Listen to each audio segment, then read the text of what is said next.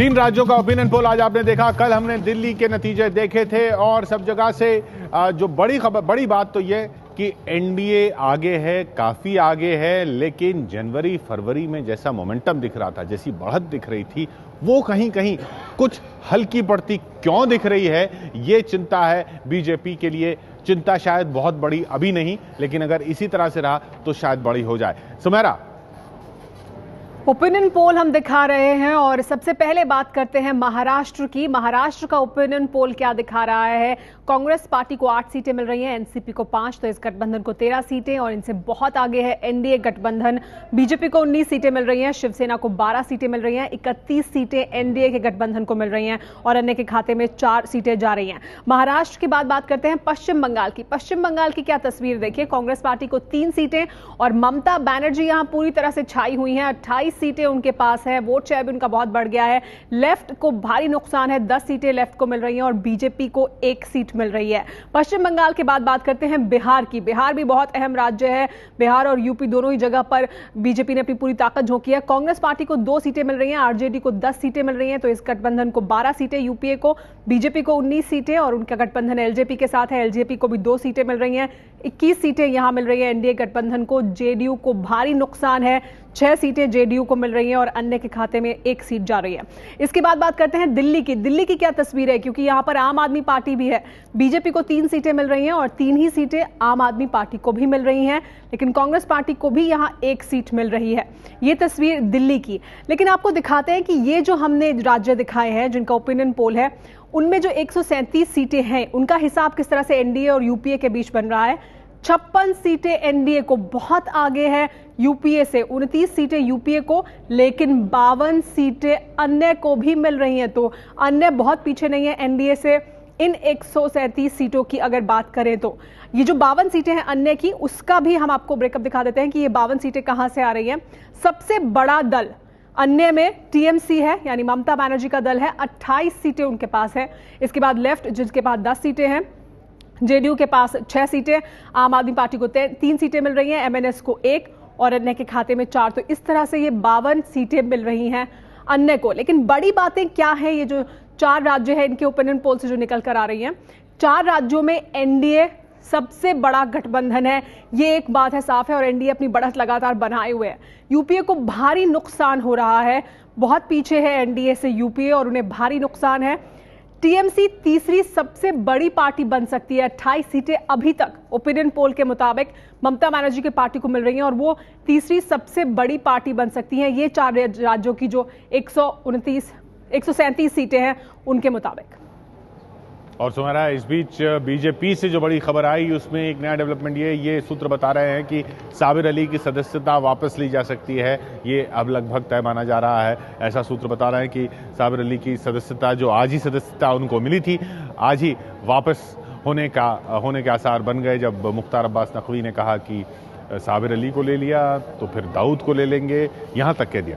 उसके बाद कई और नेताओं ने बोला, रामेश्वर चौरसिया ने बोला, विरोध जाहिर हुआ और अब ये खबर आ रही है कि अभी सूत्रों के हवाले से ही है कि साबिर अली की सदस्यता तो है जो है वो जा सकती है। हमारे साथ न्यूज़ रूम में कांग्रेस समर्थक तहसीन पूनावाला साहब भी जुड़ गए हैं। तहसीन, ये आपकी पार्टी का हाल तो सुधरता दिख नहीं रहा है।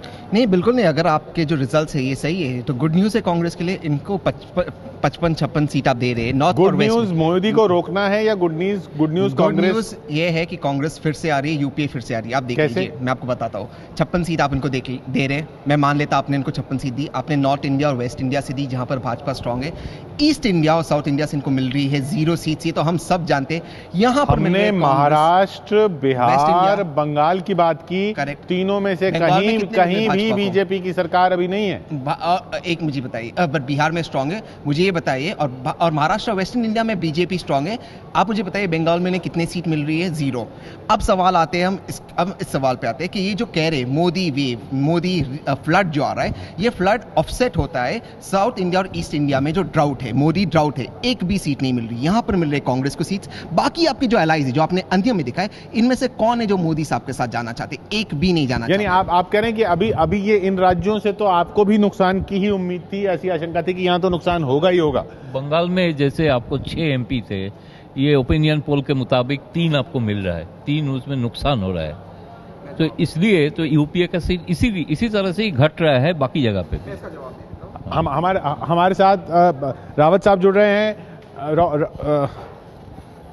भरत राउत साहब जुड़ रहे हैं और नरेंद्र वर्मा साहब जुड़ रहे हैं। एनसीपी से नरेंद्र वर्मा जी और भरत राउत साहब हमारे साथ जुड़ रहे हैं शिवसेना से। राउत साहब, शिवसेना की बढ़त तो हो रही है लेकिन जो मोमेंटम बना हुआ था वो वैसा अभी बरकरार नहीं है। देखिए, जो शिवसेना की जो बढ़त हो रही है, मुझे लगता है कि वहाँ मोमेंटम चेंज बदल हो गया है, बराबर है, लेकिन मुझे लगता है मोमेंटम इससे ज़्यादा हो जाएगा। आपने जो शिवसेना को जो दिखाई सीट दिखाई है, उससे ज़्यादा सीटें शिवसेना को मिलने की मैं उम्मीद करता हूँ। इसका कारण ये है, आपने जो अन्य दिखाई दिए, अन्य में जो है वो भी हमारे गठबंधन के, जैसे स्वाभिमानी शेतकरी संगठन है, ये हमारे साथ ही जुड़ा हुआ है। आरपीआई जो है हमारे साथ ही जुड़ा हुआ है। राउत साहब, ये जो आप गठबंधन की बात करते हैं कि ये इतना बड़ा फोर्स नहीं है महाराष्ट्र में जो बीजेपी है, लेकिन बीजेपी और आपके बीच में जो लगातार राज ठाकरे को लेकर तकरार चल रही है, तो क्या उससे आपको लगता है कि जो वोट ट्रांसफर होना चाहिए गठबंधन में वो वाकई चुनाव के दिन होगा?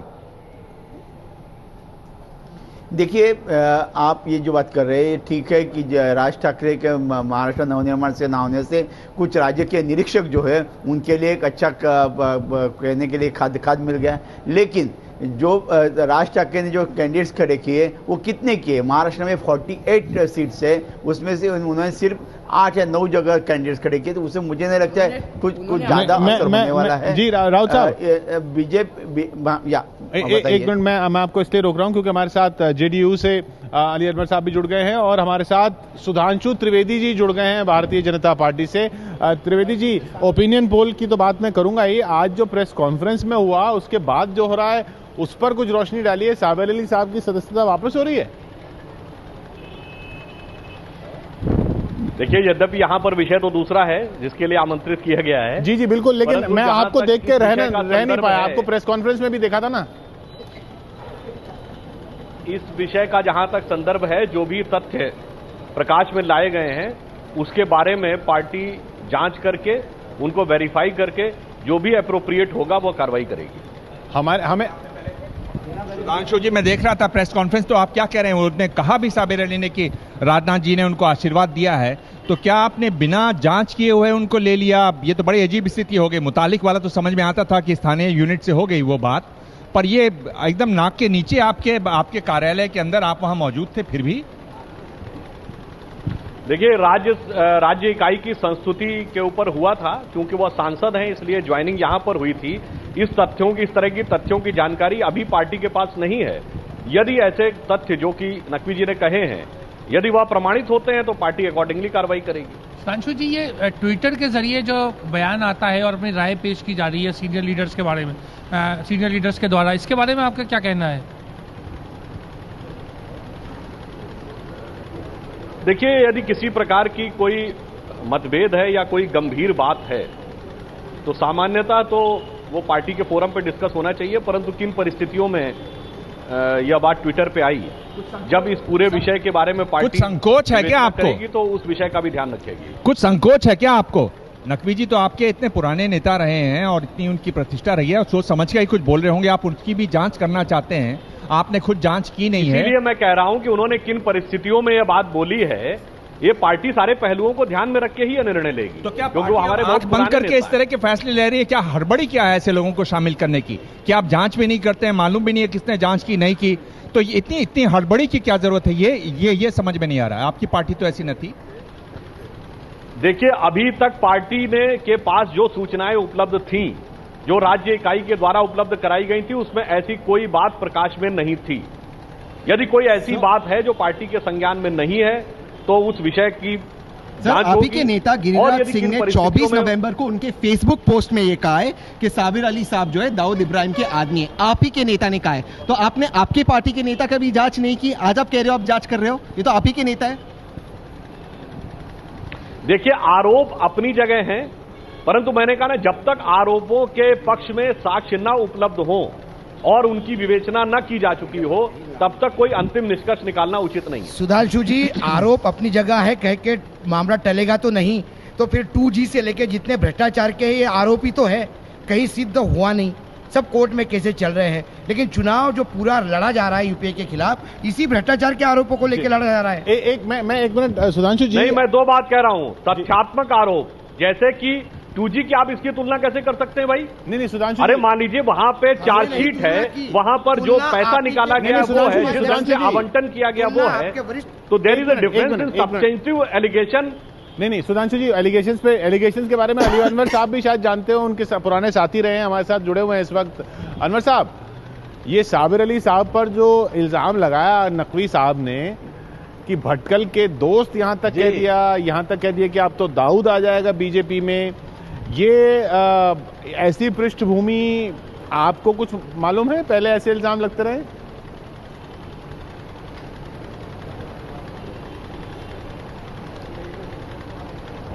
देखिए, हमारे यहाँ बिहार में एक कहावत है, गैला घर के लेखा क्या। इसका मतलब ये हुआ कि जो चला गया उसका हिसाब किताब क्या रखना है। इतना हम जरूर कहेंगे कि साबिर अली साहब बिजनेसमैन हैं और पॉलिटिक्स को भी बिजनेस की तरह ही ट्रीट करते हैं। तो बिजनेसमैन की सिफत ये होती है कि वो सब कुछ बर्दाश्त कर सकता है, घाटा नहीं बर्दाश्त करता है। तो सुना है कि उन्होंने बहुत इन्वेस्ट किया था, यहाँ इन्वेस्ट किया था, वही कह रहे हैं, सुन लिया जाए। सुना है कि कुछ इन्वेस्ट किया था, अब उसमें उनको फिर से टिकट नहीं मिला तो वो छोड़ के चले गए। तो इन्वेस्ट क्या किया था? दिल्ली में हम लोगों की रैली हुई थी, उसमें हजारों होर्डिंग बड़ा बड़ा लगाया था। आप जानते हैं होर्डिंग लगाने में लाखों लाख रुपया खर्च किया होगा उन्होंने, तो वो नहीं मिला फिर से। तो अब ट्वीट उन्होंने किया है, तो वो तो अभी किया है। बीजेपी के नेता लोग पहले भी बोलते रहते थे, तो अब लाएं, प्रमाण दें या देखें। अब उनका मामला है, हम लोग की कोई चिंता नहीं है। अच्छा है कि मैंने पिंड छूट गया ऐसे आदमी से। सुधांशु जी कहना चाह रहे हैं, सुधांशु जी जवाब देना चाह रहे हैं आप अनवर साहब की बात का? देखिए, अली अनवर साहब ने जो बोला है वो बड़ी आसानी से कह रहे हैं पिंड छूट गया। मैं याद दिलाना चाहता हूं, इशरत जहां बिहार की बेटी थी, ये तो जनता दल यू का आधिकारिक बयान था। एक नहीं अनेक नेताओं ने आपके टीवी चैनल पे बात कही। यासीन भटकल को गिरफ्तार करने से आज भी हम कह रहे हैं, बिहार की पुलिस त्रिवेदी जी आज भी कह रहे हैं, आप तो अपने आधिकारिक बयान के ऊपर रहिए। और सुन लीजिए, सुधांशु जी, साबिर अली जी उसी आधिकारिक बयान के एक पार्ट के रूप में बोल रहे थे। भाई आपने इतनी आसानी से उनसे अलग कर दिया। त्रिवेदी जी, सुधांशु जी, आपको इतनी जानकारी है, फिर आप अनजान बनते हैं। शूट नहीं कर रहा आपको, आपका जानकारी जो है वो सेलेक्टिव है। सुन लीजिए, कुछ मामलों में आपकी बड़ी जानकारी है, फिर अचानक से आपकी जानकारी गायब हो जाती है। ये बत्ती आती जाती क्यों है सुधांशु जी? हमको कब हम कह रहे हैं कि जानकारी आती जाती नहीं है? भाई किसी के संबंध है या नहीं, यह जांच का विषय है। कोई ओपनली कह रहा है कि बिहार की बेटी है, इसमें जांच की क्या बात है? वो तो ओपनली ओन कर रहा है, हम तो ओन नहीं कर रहे हैं। ये ओन कर रहे हैं कि इशरत जहां बिहार की बेटी थी, जबकि आतंकवाद की वो आरोपी है। यहाँ पर जांच का विषय कहाँ है? सुधांशु जी, किसी से संबंध थे या नहीं, जी, जहां तक मुझे याद पड़ता है ना, जब इस विषय पर बहस हुई थी जिसका अभी आपने जिक्र छेड़ा है, इशरत जहां वाला, तब आपके सामने डिबेट में साबिर अली साहब ही थे जेडीयू की तरफ से, वो ही पक्ष रख रहे थे। मैं कह तो रहा हूं, वो तो पार्टी के ऑफिशियल लाइन के भाग थे भाई, और वो लाइन सिर्फ वो नहीं ले रहे थे, पार्टी के सारे नेता एक लाइन से वही लाइन ले रहे थे। अच्छा, तो पार्टी की ऑफिशियल लाइन अलग होती है, निजी अलग होती है? आपके यहाँ पार्टी की लाइन क्यों नहीं लेते सब कुछ? सब मैं ये नहीं कह रहा हूं भाई, क्यों सुषमा जी अलग लाइन लेती है, आपका राष्ट्रीय नेतृत्व अलग लाइन लेता है, क्यों आपके यहाँ आपके मुख्तार नकवी अलग लाइन लेते हैं? एक मिनट, अली अनवर साहब कुछ कहना चाह रहे हैं। जी अनवर साहब।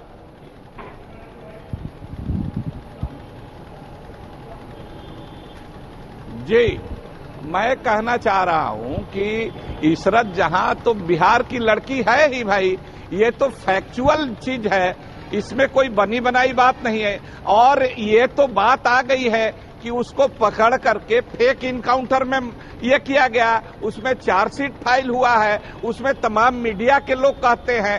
तो भाई बिहार की लड़की है या कहीं की, मान लीजिए कि वो कोई गलत उसका ये था, तो उसको पकड़ करके आप फेक इनकाउंटर कर दीजिएगा कि उसको ट्रायल कीजिएगा। हम लोगों का ये कहना है, तो उससे त्रिवेदी जी इस मामले को क्यों लिंक कर रहे हैं?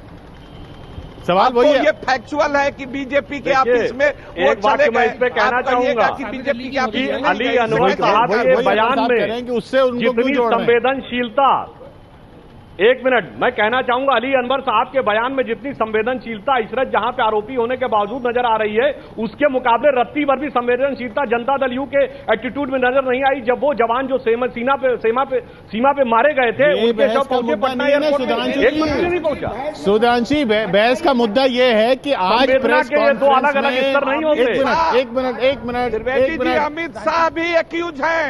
एक मिनट, अनवर साहब, अमित शाह पर अनवर साहब, सुधांशु जी जो कह रहे हैं उसका आप जवाब दे रहे हैं और वो चाह रहे हैं कि आप उसका जवाब दें ताकि ये सवाल ना हो जो हम कर रहे हैं। आपके सुधांशु जी, एक मिनट सुधांशु जी, सवाल ये नहीं था, सवाल ये था आज प्रेस कॉन्फ्रेंस में आपने गुलदस्ता दिया साबिर अली साहब को, उस गुलदस्ता देने के बाद फिर जो हुआ पार्टी में वो क्या पार्टी को पता नहीं था? सवाल ये था। और वो जब खुद कह रहे हैं कि राजनाथ सिंह से मुलाकात हुई, उन्होंने स्वागत किया, क्या नरेंद्र मोदी को अंदाजा नहीं था? देखिए, पार्टी को जो सूचनाएं राज्य इकाई के द्वारा उपलब्ध कराई गई, मैंने स्पष्ट कहा उसमें इस तरह की कोई जानकारी नहीं थी। वेरीफाई करने पर भी अभी तक हमारे पास ऐसी कोई जानकारी नहीं है। यदि यह जानकारी सामने आएगी तो उस जानकारी के आलोक में पार्टी उचित कार्रवाई करेगी। ये मैंने कहा, इसमें कहां कंफ्यूजन की बात। यानी अभी ये पक्की तरह से नहीं कहा जा सकता कि वो पार्टी से निकाले जाएंगे या रखे जाएंगे सदस्यता, उनके अभी कुछ कहा नहीं जा सकता। राष्ट्रीय उपाध्यक्ष है आप। यह सब कुछ तथ्यों की जांच की निष्कर्ष पर निर्भर करेगा। कौन जांच करेगा? कौन जांच करेगा?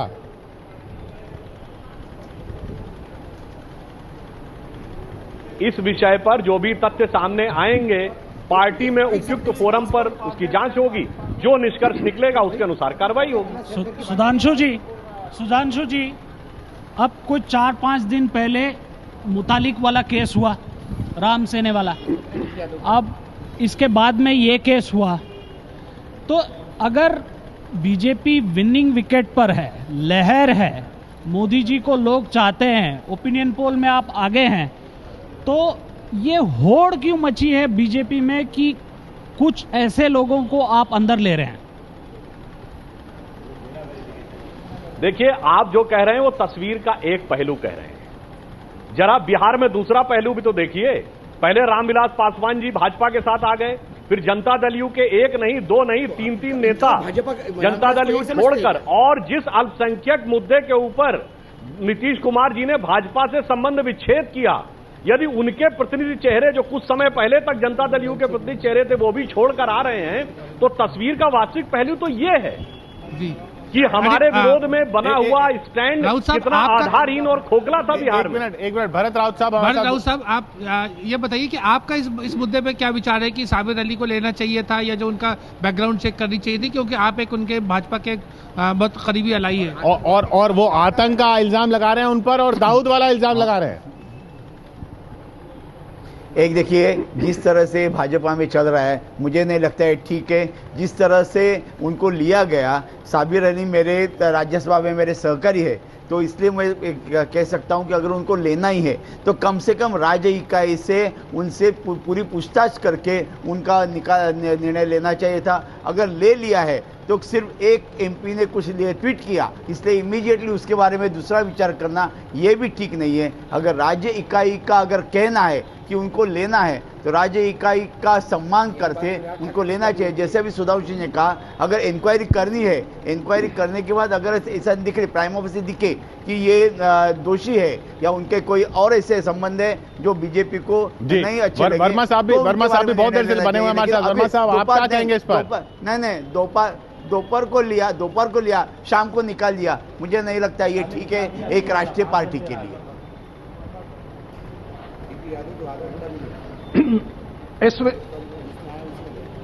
जी वर्मा जी, देखिए इस विषय पे अच्छा मैं यही कहना चाहता हूं कि आज किसी भी शर्त पे नरेंद्र मोदी इस देश के प्रधानमंत्री पद तक जाना चाहते हैं।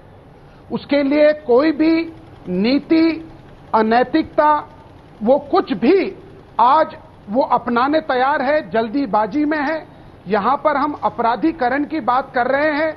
मुजफ्फरनगर के दंगे के जो अपराधी है हुकुम सिंह और संजय बलियान, इनको उम्मीदवारी दी जाती है और तमिलनाडु में वो मुद्दा अलग है। हम आज के मुद्दे की बात कर रहे हैं। आतंकवाद को सपोर्ट किया। वो मुद्दा है, उस मुद्दे पर उप प्रधानमंत्री उस पर भी लगातार बहस हुई है, लेकिन हम आज इस मुद्दे पर बात कर रहे हैं। एक बात से मैं सहमत हूं वर्मा जी, जल्दीबाजी के मुद्दे पे ही मैं बात कर रहा हूं। पार्टी मान रही है क्योंकि पार्टी कह रही है अब जांच करेंगे। ये जल्दबाजी है क्यों?